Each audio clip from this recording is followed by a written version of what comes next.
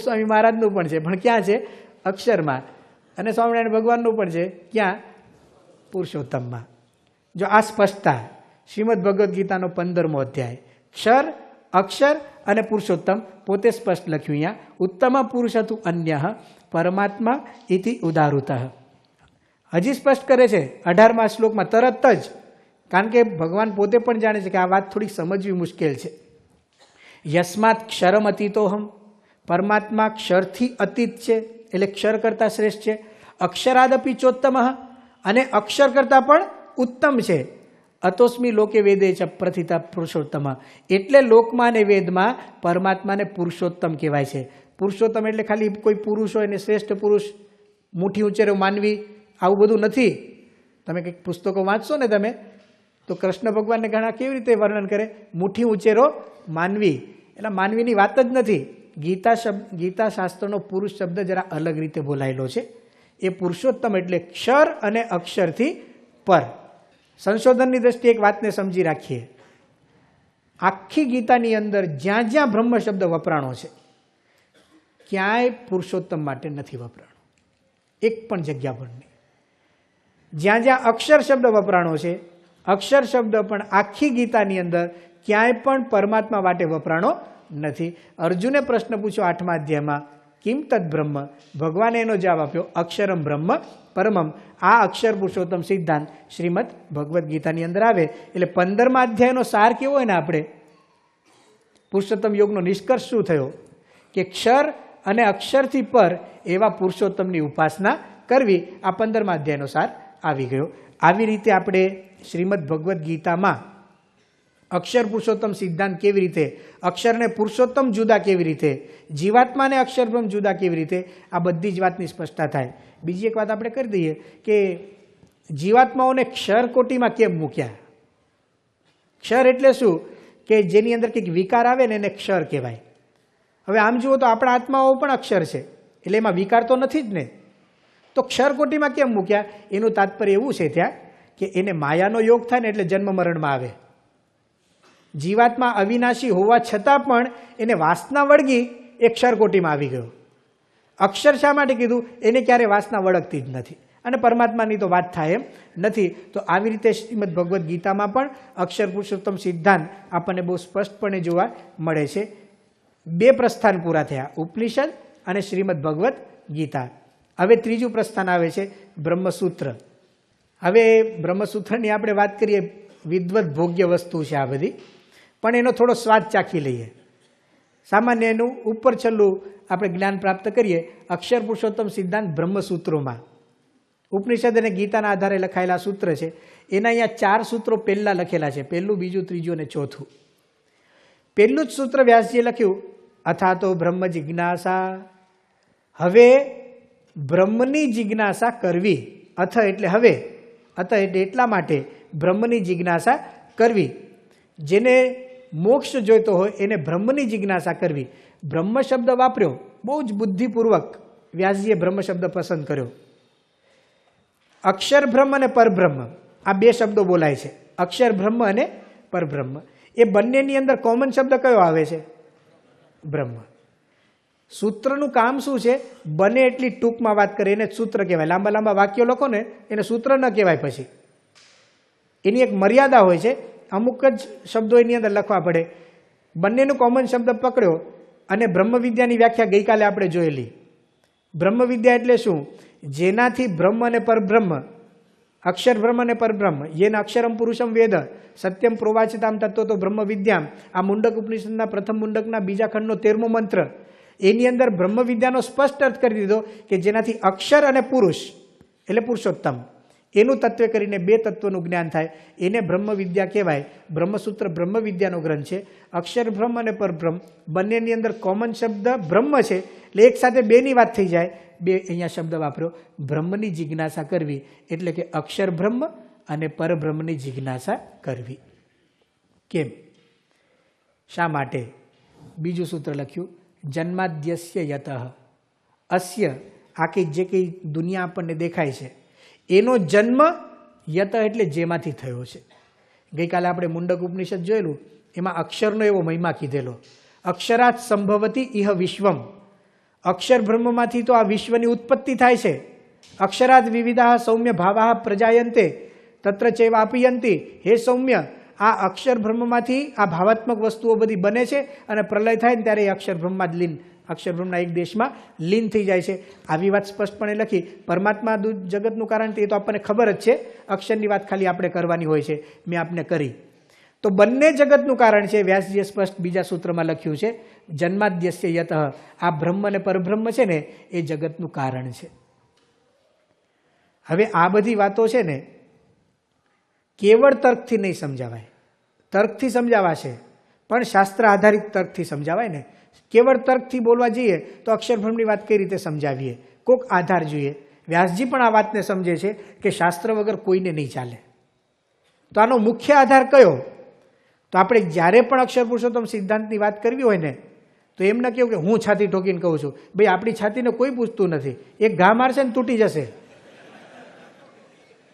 એટલે આપણી છાતીનો ક્યારે પ્રયોગ કરવો નહીં. શાસ્ત્રની છાતી ધરવી, મોટા પુરુષની છાતી આગળ ધરવી. વ્યાસજી સિદ્ધાંત કરતા ગયા શાસ્ત્રયોનિત્વાત. આ બધી વાત છે ને શાસ્ત્ર જ એનું પ્રમાણ છે. અને આપણે જોઈએ છીએ ભારત વર્ષના શાસ્ત્રો છે ને એ પણ ઋષિ મુનિઓની અંદર ભગવાને મૂકેલી પ્રેરણા છે. એ ગપ્પા નથી, એ અનુભવની જ વાતો છે. પણ એ દિશામાં આપણે જેમ જેમ આગળ જઈએ ત્યાં સુધી આપણે રાહ જોવી પડે. ત્યાં સુધી આપણી બુદ્ધિ છે ને ઘણા બધા તર્ક કરે. એટલે એક વાતને આપણે સમજી રાખીએ ખાલી મનની અંદર કે આપણો જે વિશ્વાસ છે ને તર્કમૂલક ન હોવો જોઈએ. એ બહુ સ્પષ્ટ રાખવાનું. ઘણીવાર આપણને લાગે કે આપણને ભગવાનનો વિશ્વાસ છે, આપણે આ સિદ્ધાંતને માનીએ છીએ, પ્રમુખ સ્વામી મહારાજને ગુરુ માનીએ છીએ, પણ એ જે કંઈ આપણી શ્રદ્ધા છે ને એના મૂળમાં કોઈ તર્ક તો નથી પડ્યા ને. તર્ક એટલે શું? કંઈક પુરાવા હોય, કંઈક કામ થઈ ગયું હોય આપણું, કંઈક સંકલ્પ પૂરો થયો હોય, એના આધારે નિષ્ઠા થઈ હોય તો સમજવું એ જે શ્રદ્ધા છે ને એ તર્કમૂલક શ્રદ્ધા છે. એટલે કે એના મૂળમાં તર્ક પડ્યો છે. એ જ્યારે ખસી જશે તો ઓલી શ્રદ્ધા છે ને આખી આખી બેસી જશે. ધારો કે કંઈક ચમત્કાર પ્રમુખ સ્વામી મહારાજે બતાવ્યો. હમણાં સુરતની અંદર આપણે વાત સાંભળેલી કે પેલા ભૂત વળગેલા એક જણાને, 30 ભૂત વળગેલા, અને પ્રમુખ સ્વામી મહારાજની પાસે લઈ આવ્યા ને તે ભૂત બધા નીકળી ગયા. આપણે આ સાંભળીએ એટલે આપણને એક ચમત્કાર જેવું લાગે. તો ઘણા બધા સત્સંગી થઈ જાય, આમાંથી કંઠી પહેરી લે. હવે ક્યારેક એવું બને ને કંઠી પહેરી લીધા પછી ભૂત વળગે. એવું હોય તો વળગે ખરું. લાલો પાડો હતો, એ તો ગરડામાં જ રહેતો હતો. અત્યારે જે ગોપીનાથજીનું મંદિર છે ને ત્યાં જ. અને ભૂત થયો ને ક્યાં ભૂત થયો ખબર છે? જે અક્ષર રોરડી છે ને એની પાછળ કૂવો છે, એ કૂવામાં ભૂત થયો. હવે જેને એવું નક્કી કર્યું કે આવા ચમત્કાર બતાવે એટલે એ ભગવાન કહેવાય, તો એ શ્રદ્ધા છે ને એ તર્કમૂલક શ્રદ્ધા. તર્ક એટલે શું? એક પુરાવો હતો એની પાસે, એ પુરાવો જતો રહ્યો એટલે એની શ્રદ્ધા છે ને પડી ભાંગી. એવું ક્યારેય નહીં કરવાનું. શ્રદ્ધામૂલક તર્ક હોય એનો વાંધો નથી. જે કંઈ શ્રદ્ધા છે ને પહેલાં નક્કી કરી લેવાનું. મોટા પુરુષોનું કામ જ એ છે ને. તો ગુરુ શું કર્યા એ આપણને જે કહે છે એ પહેલાં માની લઈએ, અને જે માનીએ છીએ ને એને પાકું કરવા માટે મળે એટલા તર્ક વાપરીએ, ન મળે તો ભગવાનની ઈચ્છા. એટલે અહીંયા વ્યાસજીએ કહ્યું શાસ્ત્રયોનિત્વાત. આ બધી વાતો આપણને શાસ્ત્રો દ્વારા જ સમજાવવાની છે. એટલે બ્રહ્મ અને પરબ્રહ્મ છે એ જગતના કારણ છે એ વાત શાસ્ત્રોમાં લખી છે. એટલે તરત કોઈ પૂછે, હવે આ બ્રહ્મસૂત્ર એ તો તર્ક પ્રધાન ગ્રંથ છે, આપણે ગઈકાલે જોયેલું, એને તર્ક પ્રસ્થાન કહેવામાં આવે છે. એટલે એ વાત હવે વ્યાસજી સમજાવે છે કે બ્રહ્મ અને પરબ્રહ્મ જગતના કારણ કેવી રીતે છે. ચોથું સૂત્ર લખ્યું તત્તુ સમન્વયાત. જ્યારે આપણે શાસ્ત્રોના વચનનો સમન્વય કરીએ છીએ અને પછી બુદ્ધિનો પ્રયોગ કરીએ ને ત્યારે ખબર પડે છે કે આ બ્રહ્મ જિજ્ઞાસા, બ્રહ્મ અને પરબ્રહ્મને જાણવાની જે વાત છે ને એ જ સિદ્ધાંત સાચો છે. એ વાત અહીંયા સમજાવી. 1-2 સૂત્રો અહીંયા લખ્યા છે જેનાથી આપણને ખબર પડે કે બ્રહ્મસૂત્રમાં પણ અક્ષરની અને પરબ્રહ્મની વાત આવે છે. અક્ષરનું નિરૂપણ કરતાં અહીંયા અધિકરણો લખ્યા છે. અક્ષરમ અંબરાંત ધ્રુતેહે. ગઈકાલે આપણે બૃહદારણ્યકની વાત કરેલી ને, આકાશનો પણ આધાર કોણ એવું ગાર્ગીએ પૂછેલું. અંબર એટલે આકાશ. એ જ વાત વ્યાસજીએ અક્ષર શબ્દથી જ બ્રહ્મસૂત્રમાં મૂકી દીધી. એ આ પહેલા અધ્યાયના 3જા પાદનું 10મું સૂત્ર, અને બીજું 3જા અધ્યાયનું સૂત્ર છે અક્ષર ધિયામતુ અવિરોધા. અક્ષરનું જેને જ્ઞાન થાય છે એને કોઈ આલોકની અંદર બીજી વાત નડતી નથી, એ પોતે પણ અક્ષરરૂપ થાય છે. એટલે આ બ્રહ્મસૂત્રમાં પણ અક્ષર પુરુષોત્તમ સિદ્ધાંત અહીંયા આપણને દેખાય છે, જે ટૂંકમાં આપણે અહીંયા જોયું. તો આવી રીતે અક્ષર પુરુષોત્તમ સિદ્ધાંત પ્રસ્થાનત્રયી દ્વારા સ્થાપિત છે. હવે બીજી એક સ્પષ્ટતા શું કરીએ એમ નહીં સમજવાનું આપણે કે આપણે આપણા સિદ્ધાંતને શાસ્ત્રોમાં સાબિત કર્યો છે, એવો પ્રયોગ નહીં કરવાનો. આપણો સિદ્ધાંત જ નથી. સિદ્ધાંતો કોઈના હોતા નથી. સિદ્ધાંતો ઉપર કોઈની માલિકી જ નથી. સિદ્ધાંત સાર્વત્રિક હોય, બધે પડેલા હોય, જે સમજે એના છે. શાસ્ત્રોની અંદર આ સિદ્ધાંતો લખેલા હતા અને શ્રીજી મહારાજે આપણને સમજાવ્યા, પણ શાસ્ત્રીજી મહારાજ એને મૂર્તિમાન કર્યા અને પ્રમુખ સ્વામી મહારાજ એનું પોષણ કરે છે. ભગવાનની દયાથી એ સિદ્ધાંત આજે આપણને સમજાણા છે. આ અક્ષર પુરુષોત્તમ સિદ્ધાંત વૈદિક સનાતન સિદ્ધાંત છે. હવે એક આપણે સાંપ્રદાયિક રીતે શાસ્ત્ર જ સમજવા છે, પણ હવે જે ક્રમ આવશે એ આપણો સંપ્રદાયનો એક ક્રમ આવશે. દાખલા તરીકે હવે પરબ્રહ્મ પુરુષોત્તમ નારાયણની વાત એટલી બધી કરવાની આપણે જરૂર એટલા માટે નથી કે એ વાત તો બધા જ સમજે છે ને આપણે પણ સમજીએ છીએ. જે કંઈ નવીનતા છે BAPSની, જે 3 વસ્તુ આપણે બતાવેલી શરૂઆતની અંદર કે 5 ભેદ, અને એ 5 ભેદમાં પણ મુખ્ય કયો? અક્ષર બ્રહ્મ અને ભગવાનનું પ્રગટપણું. તો અક્ષર બ્રહ્મની વિશેષતા આપણે જેટલી વધારે શાસ્ત્રોમાંથી સમજીએ એટલી દ્રઢતા આપણને વધારે થાય. તો હવે સંપ્રદાયની દ્રષ્ટિએ અક્ષર બ્રહ્મને આપણે કઈ રીતે સમજીએ છીએ એ પહેલાં થોડા સમય પૂરતું જાણી લઈએ અને પછી આપણે આગળ જઈએ. દાખલા તરીકે અક્ષર બ્રહ્મ એને 4 રીતે આપણે સમજીએ છીએ, જે શાસ્ત્રોમાં લખેલું છે. તો અક્ષર બ્રહ્મના દિવ્ય સ્વરૂપો 4 રીતે એમનું સેવા કાર્ય છે. કેવી રીતે? એક તો ધામ રૂપે અક્ષર, જેને આપણે અક્ષરધામ કહીએ છીએ. બીજું સ્વરૂપ કયું છે અક્ષર બ્રહ્મનું? એ જ અક્ષરધામમાં મૂર્તિમાન સેવામાં પુરુષાકાર ચરણકરણ, જે દરેક ઇન્દ્રિયોથી વિશિષ્ટ ભગવાનની સેવામાં. અને એટલે જ આપણે દિલ્હી અક્ષરધામમાં કે ગાંધીનગર અક્ષરધામમાં ગુણાતીતાનંદ સ્વામી જે બાજુમાં પધરાવ્યા ને એ શું બતાવે છે કે પરમાત્માની સેવામાં સતત રમમાણ હોય છે.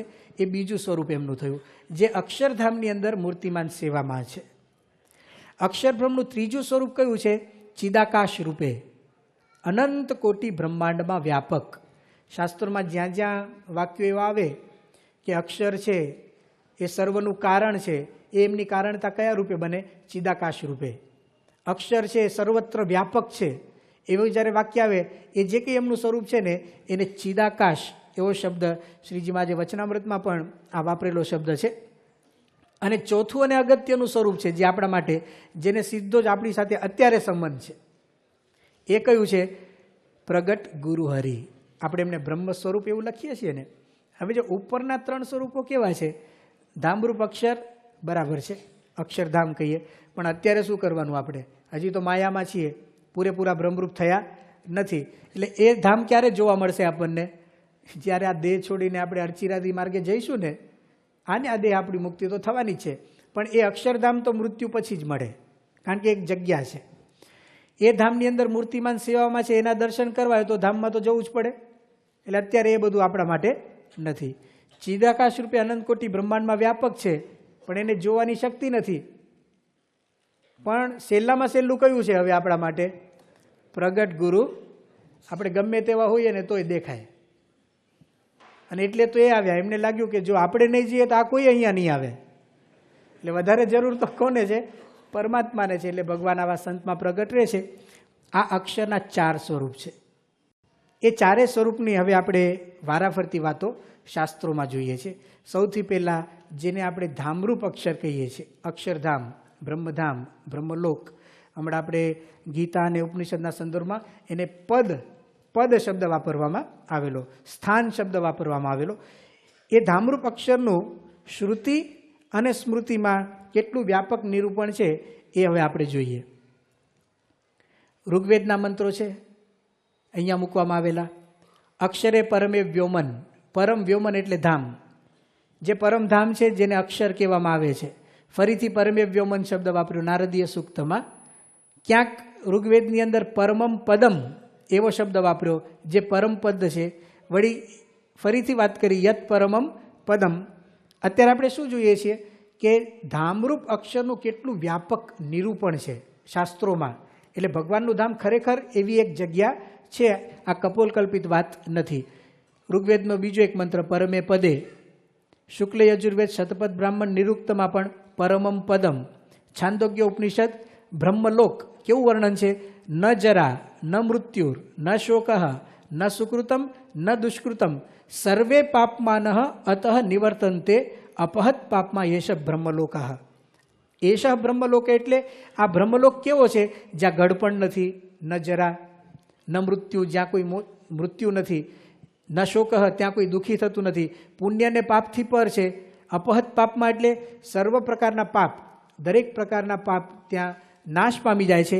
એશ બ્રહ્મલોક, એને બ્રહ્મલોક કહેવામાં આવે. ધામરૂપ અક્ષરનું આ વર્ણન બૃહદારણ્યક ઉપનિષદ. એ તો બહુ સરસ વાત લખી. અદ્વૈતો ભવતી એશ બ્રહ્મલોક. આ બ્રહ્મલોક પણ અદ્વૈત છે. અદ્વૈત એટલે શું? બીજું બ્રહ્મલોક નથી. બીજા ધામ કેવા છે? અન્ય દેવતાઓના ધામ જુઓ ને, ઇન્દ્રાદિક દેવતાઓના ધામ અનંત ધામ હોય, ઘણા બધા એક સરખા, ઘણા બધા બંગલા હોય ને, જેમ એમ દેવતાઓના અનંત એક સરખા ધામ હોઈ શકે. અક્ષરધામ માટે એવું લખવામાં આવ્યું, અદ્વૈતો ભવતી એશ બ્રહ્મલોક, ન દ્વૈત ઇતિ અદ્વૈત. બીજો એટલે બે અક્ષરધામ છે જ નહીં. આ બહુ સ્પષ્ટ આપણે મનમાં રાખવાનું. હજારો અક્ષરધામ હોય ને હજારો અક્ષરધામમાં હજારો શ્રીજી મહારાજ હોય અને દરેક અક્ષરધામમાં હજારો હજારો મુક્તો હોય, એમ નહીં. એક જ અક્ષરધામ છે. એ વાત આપણને શ્રુતિની અંદર દેખાય છે, જેને બ્રહ્મલોક કહેવામાં આવે. બૃહદારણ્યક ઉપનિષદ. એ જ બ્રહ્મલોકની અંદર કઈ રીતે આ જીવાત્મા જાય છે તો એ બહુ સરસ વાત લખી છે અહીંયા, કે જેમ અશ્વૈવ રોમાણી વિધુય, જેમ ઘોડો હોય એ પોતાના રૂવાણા જેમ ખેરવી નાખે, એવી રીતે જે લોકો માયાને ખેરવીને, જેમ રાહુ છે એ ચંદ્રમાંથી મુક્ત થાય ગ્રહણમાંથી, એમ જે લોકો માયાના ગ્રહણમાંથી મુક્ત થાય એ લોકો આ બ્રહ્મલોકને પામે છે. આ છાંદોગ્ય ઉપનિષદના બધા વાક્યો છે. કેવા વાક્યો જુઓ? બ્રહ્મલોકમ અભિસંપદ્યતે ન ચ પુનરાવર્તતે ન ચ પુનરાવર્તતે. 2 વાર બોલ્યા. આ બ્રહ્મલોક એવો છે એમાંથી કોઈ પાછો આવતો નથી, કોઈ પાછો આવતો નથી. એટલે અર્થ શું થાય? ખરેખર કોઈ પાછો નથી આવતો. ઘણીવાર કેવું કે માણસ એકવાર બોલે ને કે કંઈ વાંધો નહીં આવે, પણ વાંધો હોય પાછો. પણ એ ખાલી હિંમત આપવા બોલતો હોય. પણ જ્યારે 2 વખત કહે ને એટલે સમજવું કે આ હિંમત આપવા નથી, આ હકીકત છે. એમ અહીંયા ત્યાંથી કોઈ પાછો નથી આવતો. 2 વાર કહ્યું ને એ હકીકત બતાવવા માટે. મુંડકની એક વાત અહીંયા લખી છે. એમાં પ્રણવ ધનુઃ શરોહ્યાત્મા બ્રહ્મતલ લક્ષ્યમ ઉચ્યતે. પ્રણવ નામનું ધનુષ્ય છે. શરહ એટલે બાણ, એ ધનુષ ઉપર બાણ ચડાવવાનું. પણ બાણ કોણ? જીવાત્મા છે ને એ બાણ છે. અને સામે લક્ષ્ય ભેદ કરવાનો છે. એ શું છે? બ્રહ્મતદ લક્ષ્યમ ઉચ્યતે. મુંડકનું બ્રહ્મ શબ્દ છે. હવે એટલે સમજી જાઓ, નહીં ભગવાન માટે નથી, કારણ કે અક્ષરાત પરત અપર ત્યાં વાક્ય પડ્યું છે. એ અક્ષરને બ્રહ્મ કહેવાય અને બ્રહ્મ કરતાં પરબ્રહ્મ તો નોખા છે.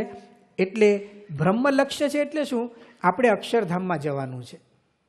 શ્રીજી મહારાજે મધ્ય પ્રકરણનું 22મું વચનામૃત છે, 2 સેનાનું. એની અંદર આ વાત લખી, અક્ષરધામ છે ને આપણું નિશાન છે. અને કંઈક સુરતના કિશોરો હતા ને, એક નૃત્ય પણ બનાવેલું, અક્ષરધામ નિશાન છે. હેતુ એટલો જ છે કે અક્ષરધામમાં જઈને આપણે પરમાત્માની ભક્તિ કરવી. એટલે આવો બ્રહ્મ શબ્દ પણ ઉપનિષદોની અંદર ભગવાનના ધામ માટે વપરાણો છે. પ્રશ્ન ઉપનિષદ એની અંદર પણ 15મો અને 16મો મંત્ર બ્રહ્મલોક શબ્દ વપરાણો. કઠોપનિષદ ખાલી બ્રહ્મ શબ્દ વપરાણો. મુંડક ઉપનિષદની અંદર બ્રહ્મલોકનું વર્ણન છે. 3 ઉપનિષદમાં છે, મુંડક, કઠોપનિષદ અને શ્વેતાશ્વતર ઉપનિષદ.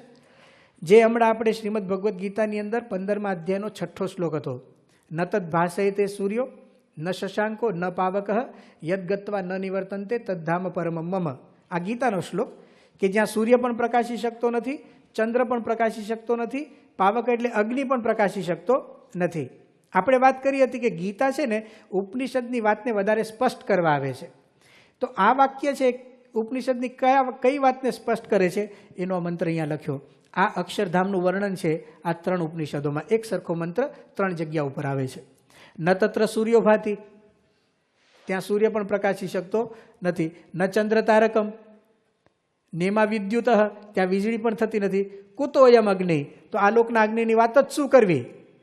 પણ ઉપનિષદ ત્યાં અટકતું નથી. એ અક્ષરધામનું વર્ણન શું કરે છે? તમેવ ભાંતમ અનુભાતિ સર્વમ. એના પ્રકાશથી તો બધું પ્રકાશિત થાય છે. તો જેટલો કંઈ પ્રકાશ આ દુનિયામાં છે ને એ અક્ષરધામને લઈને પ્રકાશ થયો, એવી આ પંક્તિની અંદર વાત કરી. બીજો પ્રશ્ન ઉપનિષદનો મંત્ર છે. બ્રહ્મલોક શબ્દ ત્યાં અક્ષરધામ માટે વાપરવામાં આવ્યો. મુંડક ઉપનિષદનું વાક્ય બ્રહ્મપુર શબ્દ ત્યાં વાપરવામાં આવ્યો. પછી મુંડકનું બીજું એક વાક્ય છે, બ્રહ્મધામ શબ્દ ત્યાં વાપરવામાં આવ્યો. એ જ મુંડકની અંદર બ્રહ્મધામ શબ્દ વાપર્યો. આ બધા ધામરૂપ અક્ષરના પ્રમાણો આપણે જોઈએ છે. શા માટે બતાવીએ છીએ? આપણને ખબર પડે કે અક્ષરધામનું કેટલું બધું નિરૂપણ છે, જેને આપણે અક્ષરધામ નામ આપ્યું છે. બીજું કંઈ નામ ન આપીને અક્ષરધામ કેમ કહીએ છીએ? એનું કારણ આ જ છે કે આટલું બધું વ્યાપક વર્ણન એમાં છે. બૃહદારણ્યક ઉપનિષદના ગાર્ગીની ગઈકાલે વાત કરેલી, એ ગાર્ગીનું વાક્ય આવ્યું, બ્રહ્મલોક શબ્દ ત્યાં છે. એ જ બૃહદારણ્યકમાં ફરીથી બ્રહ્મલોક શબ્દ આવ્યો, ફરીથી બ્રહ્મલોક શબ્દ આવ્યો. એ જ બૃહદારણ્યકના 6ઠ્ઠા અધ્યાયનો મંત્ર, ત્યાં પણ બ્રહ્મલોક શબ્દ.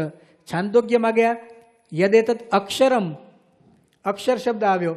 ક્યાંક બ્રહ્મ શબ્દ, ક્યાંક અક્ષર શબ્દ, અથવા તો પરમપદ, એટલું જ જોવા મળે છે ને. કાં બ્રહ્મપુર, બ્રહ્મ શબ્દ હોય, અક્ષર શબ્દ હોય, કાં પરમ શબ્દ હોય. એ સિવાય બીજા કોઈ શબ્દો દેખાતા નથી. છાંદોગ્યમાં મંત્ર કેવો છે જુઓ, યદેતદ અક્ષરમ એતદ અમૃતમ અભયમ તત્ પ્રવિશ્ય દેવા અમૃતા અભયા અભવન. આનો અર્થ શું થાય?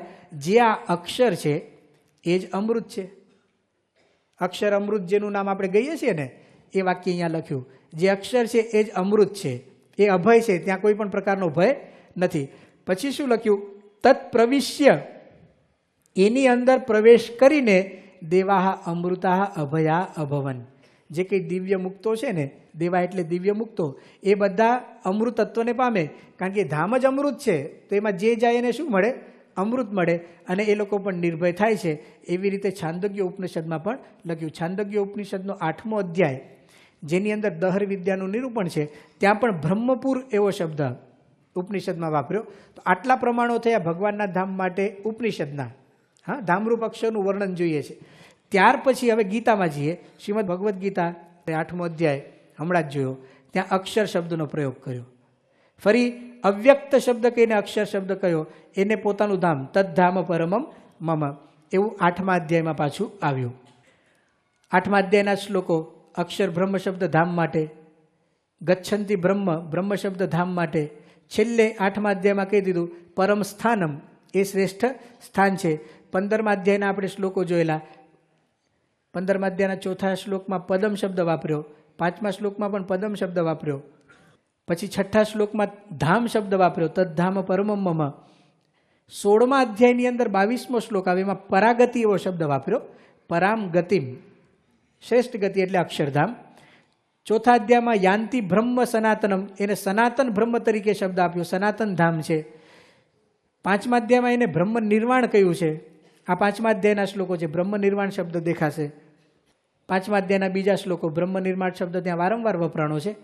બીજા અધ્યાયમાં પણ એશા બ્રાહ્મી સ્થિતિ, એ જે બ્રાહ્મી સ્થિતિની વાત થઈ, એને કયા ધામની પ્રાપ્તિ થાય? તો બ્રહ્મ નિર્વાણમ રુચ્યથી, ભગવાનના અક્ષરધામને પામે, એવી છેલ્લે વાત કરી. અને 18મા અધ્યાયની અંદર પણ છેલ્લે શાશ્વત પદ એમ કહીને ભગવાનના ધામનું નિરૂપણ થયું. જે આપણે ધામરૂપ અક્ષર કહીએ છીએ ને, આમ આટલું સુવિસ્તૃત છે ધામરૂપ અક્ષરનું નિરૂપણ. હવે અહીંયા એક સંશોધન છે. સંશોધન છે. શું સંશોધન છે? જુઓ, દશોપનિષદના કોઈ પણ મંત્રમાં કે ગીતાના કોઈ પણ શ્લોકમાં, 700માંથી કોઈ પણ શ્લોકમાં પરબ્રહ્મના ધામ માટે ક્યાંય ગોલોક, વૈકુંઠ, સાકેત કે કૈલાસ વગેરે જેવા શબ્દો વપરાયા જ નથી.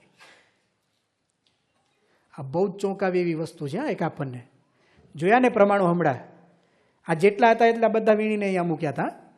એમાં ક્યાંય આમાંથી એક પણ શબ્દ આવ્યો ગોલોક શબ્દ? આપણને ઘણી વાર થડકો થાય, થોડી વાર આવું સાંભળીએ ને. પણ આ સંશોધન છે, એમાં આપણે શું કરીએ? ઉપનિષદમાં શબ્દ વાપર્યો નથી, એમાં આપણે શું કરીએ? ક્યાંય વાપર્યો નથી. 10 ઉપનિષદ જે મુખ્ય શ્વેતાશ્વતર 11મું ગણી, ક્યાંય ગોલોક, સાકેત, વૈકુંઠ, શ્વેતદીપ ક્યાંય નહીં. ભગવાનના ધામ માટે હમણાં આપણે જોયા એમ બ્રહ્મલોક, બ્રહ્મપુર, પરમપદ, અક્ષર, આવા જ શબ્દો દરેક જગ્યાએ વાપર્યા. બધે જ અક્ષરધામ, બ્રહ્મધામ, બ્રહ્મલોક જેવા જ શબ્દો વપરાયા છે. આ શબ્દો આવ્યા ક્યાંથી? ગોલોક, વૈકુંઠ વગેરે શબ્દો છે ક્યાં? નથી એવું નથી કહેતા. આપણે એટલું જ સંશોધન મૂકીએ છીએ, ઉપનિષદમાં નથી, શ્રીમદ ભગવદ્ ગીતામાં નથી. ફરીથી જોઈ લેજો 700 શ્લોકો. અને ક્યાંય પણ આમાંથી એકાદો શબ્દ મળે? નહીં મળે. એનો અર્થ શું થયો કે અક્ષરધામ કે બ્રહ્મધામ એ ઔપનિષદિક નામ છે અથવા તો પ્રસ્થાનત્રયીને માન્ય નામ છે. વ્યાસજીએ જે બ્રહ્મસૂત્રો લખ્યા, ભગવાનના ધામ માટે અક્ષર શબ્દ વપરાણો છે, પણ ગોલોક, સાકેત, વૈકુંઠ ક્યાંય નહીં. તો આ જે બધા ધામ છે ને એનું વર્ણન ક્યાં મળશે? પુરાણમાં. વ્યાસજી જે 18 પુરાણો લખ્યા શાસ્ત્રોમાં છે, પણ પ્રસ્થાનત્રયીમાં નથી. પ્રસ્થાનત્રયીનું મહત્વ આપણે સમજીએ છીએ ને. દરેક સંપ્રદાયને માન્ય ગ્રંથો કયા છે? આ 3. એ 3ની અંદર ક્યાંય ગોલોક શબ્દ, વૈકુંઠ શબ્દ નથી. તો આ બધા ધામનું વર્ણન પુરાણોમાં છે. એટલે ગોલોક, વૈકુંઠ, સાકેત કે કૈલાસ વગેરે પૌરાણિક નામ છે. અક્ષરધામ એ ઔપનિષદિક નામ છે. આપણા માટે ખૂબ જ ગૌરવની આ વાત છે. એટલે આવું એક સંશોધન આ બધું જોતા આપણને ખ્યાલ આવે કે મહારાજે જે વાત આપણને સમજાવી છે અક્ષરધામની વાત, એ ખરેખર અદ્ભુત વાત આપણને પ્રાપ્ત થઈ છે. એટલે નામ પણ અદ્ભુત છે. એટલે વૈજ્ઞાનિક નામ. હવે આપણું નામ કેવું ગણાય? વૈજ્ઞાનિક. વૈજ્ઞાનિક એટલે વૈજ્ઞાનિક આધુનિક વિજ્ઞાન નહીં સમજવાનું, કે જેની અંદર ખરેખર કંઈક અર્થ સમાયેલો છે. અને જે ઉપનિષદના ઋષિએ જેનું ચિંતન કરેલું છે એવું આપણું અક્ષરધામ છે. આ અક્ષરનું પહેલું સ્વરૂપ ધામરૂપ અક્ષર. હવે આપણે અક્ષરનું બીજું સ્વરૂપ જોઈએ છીએ. અક્ષર બ્રહ્મ બીજું સ્વરૂપ ધામમાં મૂર્તિમાન સેવામાં. આપ સૌ જો થોડો મને સહકાર આપશો ને તો થોડું વધારે સમજાશે. સહકાર એટલા માટે, આ કેવળ સંસ્કૃતના શ્લોકો છે ને એટલે સમજી શકાય કે આપ સૌને તકલીફ પડે, પણ સેજ તમે જો મનને પોરોશો એમાં અને સમજવા પ્રયત્ન કરશો તો વધારે આનંદ આપને આવશે. હવે ધામની અંદર મૂર્તિમાન સેવામાં અક્ષર બ્રહ્મ છે. શ્રીજી મહારાજે આ પ્રથમના 21મા વચનામૃતમાં આ વાત લખી છે. એ વાત હવે ઉપનિષદમાં કેવી રીતે છે એ જોઈએ છીએ.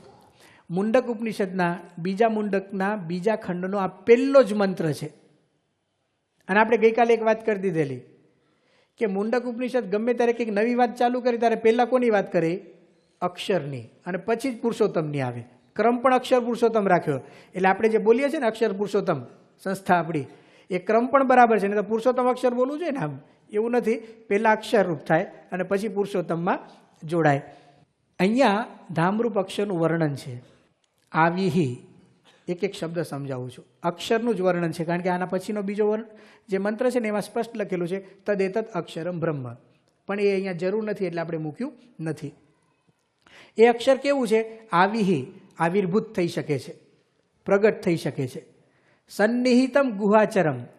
ગુહા એટલે હૃદયને ઉપનિષદોમાં ગુફાની ઉપમા આપી છે. દરેકના હૃદયરૂપી ગુફાની અંદર સન્નિહિત એટલે રહેલું છે. ચિદાકાશ રૂપે જે અક્ષર બ્રહ્મ છે ને, જેને દહરાકાશ હમણાં આપણે આગળ વાત કરવાના છીએ, હૃદયાકાશ આપણે જેને કહીએ છીએ, એવી રીતે રહેલું છે. હવે શું કહે છે? ગુહાચરમ નામ, એટલે ખરેખર દરેકના હૃદયમાં પણ રહ્યું છે. પછી એક શબ્દ વાંચો અહીંયા, મહત્પદમ. એ જ પાછી એક મોટી જગ્યા પણ છે. મહત્પદમનો અર્થ શું થાય? મોટી જગ્યા. અક્ષર બ્રહ્મ છે ને એ મોટી જગ્યા પણ છે. હવે આ મંત્રને અત્યારે આપણે ધામમાં મૂર્તિમાન સેવામાંના વિષયમાં જોઈએ છીએ, પણ આ મંત્રની વિશેષતા શું છે? નીચે ગુજરાતી વાક્ય લખ્યું છે, એક જ મંત્રમાં એક સાથે અક્ષર બ્રહ્મના ચારેય સ્વરૂપનું વર્ણન. હવે લગાડતા જજો એટલે ખબર પડશે આપણને. આ ગુહાચરમ કીધું એટલે દરેકના હૃદયમાં છે. એટલે ચિદાકાશ આવી ગયું, બધે વ્યાપક હોય તો જ આપણા હૃદયમાં હોય. ચિદાકાશ છે બધે વ્યાપીને રહે છે. ચિદાકાશ રૂપી અક્ષરધામનું વર્ણન. મહત્પદમ એક મોટી જગ્યા છે. એ કયું સ્વરૂપ થયું? ધામરૂપ અક્ષરનું. 2 સ્વરૂપ પૂરા થયા. હવે નજર એકદમ તીખી રાખજો. અહીંયા શબ્દ કેવો છે? મહત્પદમ અત્ર એતત સમર્પિતમ. એવા 3 શબ્દો ત્યાં છે. અત્ર એટલે અહીંયા જ, એતત એટલે એ પોતે જ સમર્પિત છે. આ એનો સીધો જ શબ્દોના અર્થ થયા. અહીંયા જ એટલે ક્યાં? કોની વાત ચાલે છે? બાજુમાં જ કયો શબ્દ છે? મહત્પદમ. આ જે મહાસ્થાન છે ને અક્ષરધામ, અત્ર એટલે એમાં જ, એતત એટલે એ પોતે જ, એટલે જે ધામરૂપ છે એ પોતે જ, એટલે અક્ષરનું બીજું સ્વરૂપ. સમર્પિત છે, એતત સમર્પિતમ. ક્યાં સમર્પિત છે? પુરુષોત્તમ નારાયણની સેવામાં. આ અક્ષરનું કયું સ્વરૂપ થઈ ગયું? ત્રીજું. ધામમાં મૂર્તિમાન સેવામાં કહીએ છીએ ને આપણે, એ અત્ર એતત સમર્પિતમથી સ્પષ્ટ થયું. પણ હજી જો સ્પષ્ટતા એમ થાય કે મૂર્તિમાન જેવું ક્યાં આવ્યું? મૂર્તિમાન એટલે શું? એને હાથ પગ હોય, એને આંખો હોય. જુઓ એ વાક્ય હવે સમર્પિતમ પછીનું તરત એજત. એજત શબ્દનો અર્થ થાય છે સંસ્કૃતમાં એજરૂકંપને, જે ચાલે ને એને એજત કહેવાય. આ છે ને પાછું ચાલે છે. એ જે છે ને જે સમર્પિત થયું છે પુરુષોત્તમ નારાયણની સેવામાં, એજત એટલે ચાલે છે. બીજો શબ્દ લખ્યો પ્રાણત, શ્વાસ લે છે.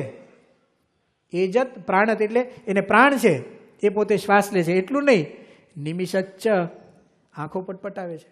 કઈ સ્પષ્ટતા કરવાનું રહ્યું? ધામમાં સેવામાં છે ને એ સાકાર છે, એ પુરુષાકાર છે. અધ્ધરતાલ આકાર એટલે સાકારમાં ઘણા આકાર હોય ને.